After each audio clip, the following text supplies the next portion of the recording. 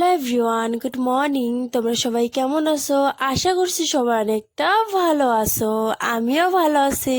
NJ lifestyle ব্লগে তোমাদের সবাইকে ওয়েলকাম। আজকে হলো আমার বোনের বার্থডে। কাকি আম্মু এখানে সমস্ত চালগুলো ধুয়ে নিচ্ছে।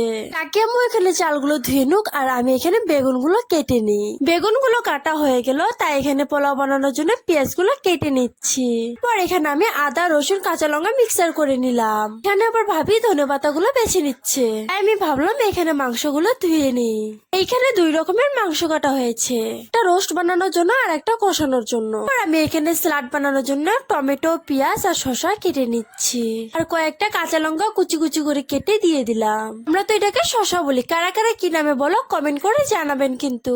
তারপর ঘরে এসে দেখি ফুমা অর্ডার দিয়ে বেলুন আর অনেক কিছু নিয়ে আসছে।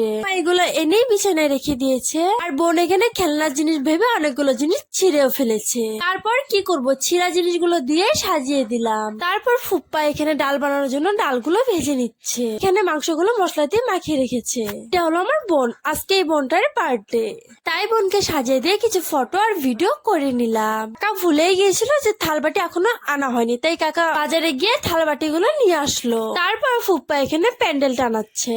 তারপর বোন এখানে কেক কেটে নিয়ে কাকাকে, কাকিমাকে সবাইকে একটু একটু করে খাইয়ে দিল। তারপর ওই ঘরে কাকার দোকানের বন্ধুদেরকে খেতে দিল। ভাই বলছে ভাইয়ের নাকি অনেকটা খিদে পেয়েছে, তাই ভাইকে এখানে খেতে দিয়েছে। আজকের ভিডিও এইটুকু। ভিডিও দেখে কিছু ভুল হয়ে থাকলে কমেন্ট করে জানাবেন কিন্তু।